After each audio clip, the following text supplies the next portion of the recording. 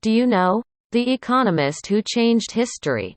His name is John Maynard Keynes, 1st Baron Keynes CBFBA, the 5th of June 1883 to the 21st of April 1946, was an British economist whose ideas fundamentally changed the theory and practice of macroeconomics and the economic policies of governments.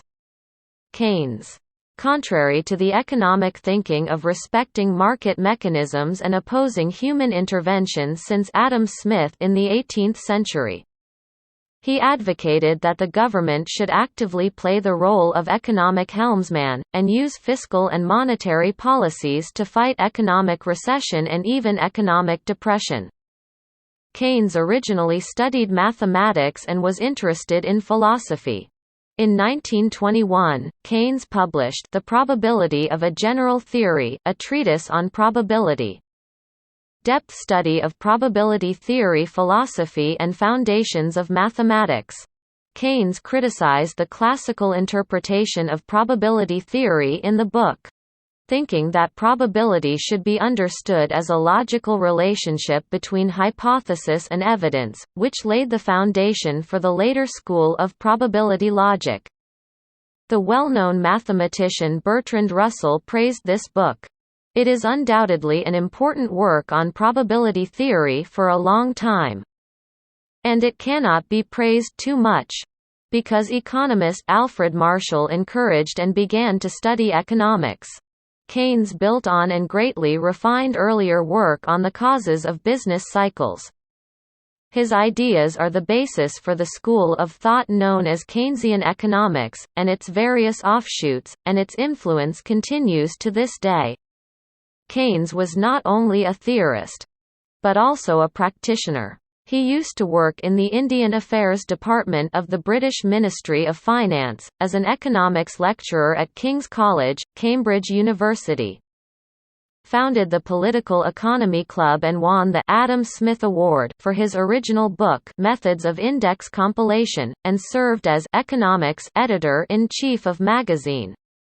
A member of the Royal Indian Currency and Finance Committee.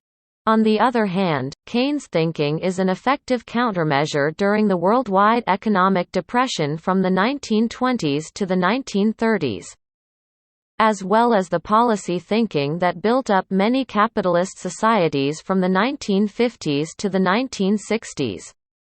Therefore, it was praised as the savior, or translated as the savior of capitalism, the father of post-war prosperity, etc.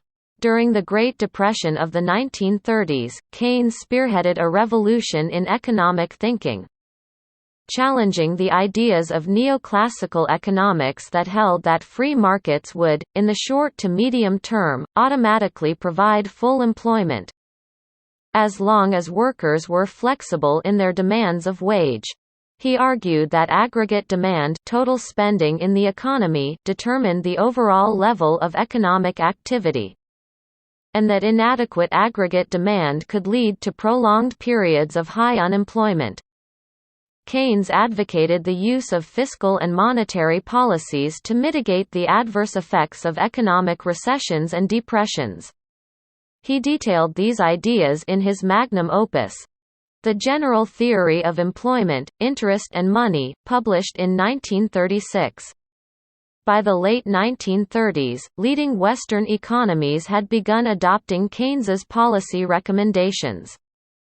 Almost all capitalist governments had done so by the end of the 2 decades following Keynes's death in 1946. Keynes's influence started to wane in the 1970s, partly as a result of the stagflation that plagued the Anglo-American economies during that decade, and partly because of criticism of Keynesian policies by Milton Friedman and other monetarists, who disputed the ability of government to favorably regulate the business cycle with fiscal policy. However, the advent of the global financial crisis of 2007–2008 sparked a resurgence in Keynesian thought. Keynesian economics provided the theoretical underpinning for economic policies undertaken in response to the financial crisis of 2007–2008 by President Barack Obama of the United States, Prime Minister Gordon Brown of the United Kingdom, and other heads of governments. In his career, Keynes held a public office, served as a director of the Bank of England, and was an advisor to several charitable trusts. He also invested himself and was a successful investor. Therefore, Keynes can be described as an economy with both theory and application. A model of a scholar. In life, Keynes is an elegant person, he sponsored art and collected, and he was addicted to fine wine, especially champagne. Keynes was very good at speech and eloquent. His writing was also very good. When Time magazine included Keynes among its most important people of the century in 1999. It stated that his radical idea that governments should spend money they don't have may have saved capitalism. The Economist has described Keynes as Britain's most famous 20th-century economist. There is no doubt that Keynes is one of the most influential figures in economics.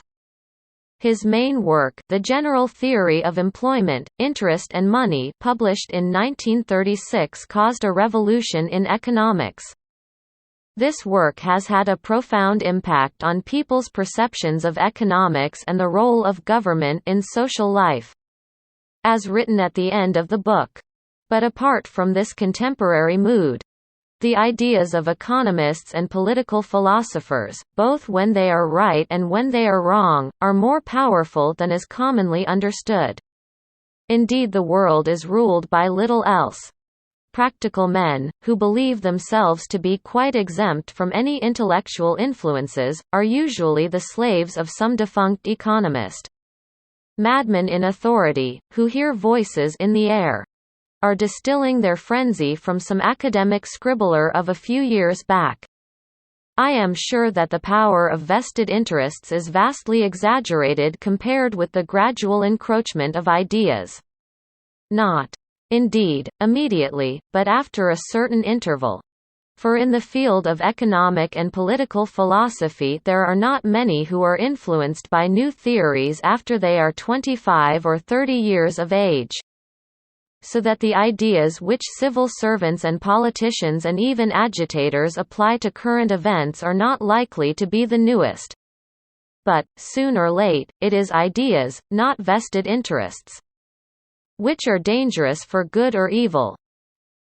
For more updates, subscribe to our channel, click the show links and enjoy watching the videos.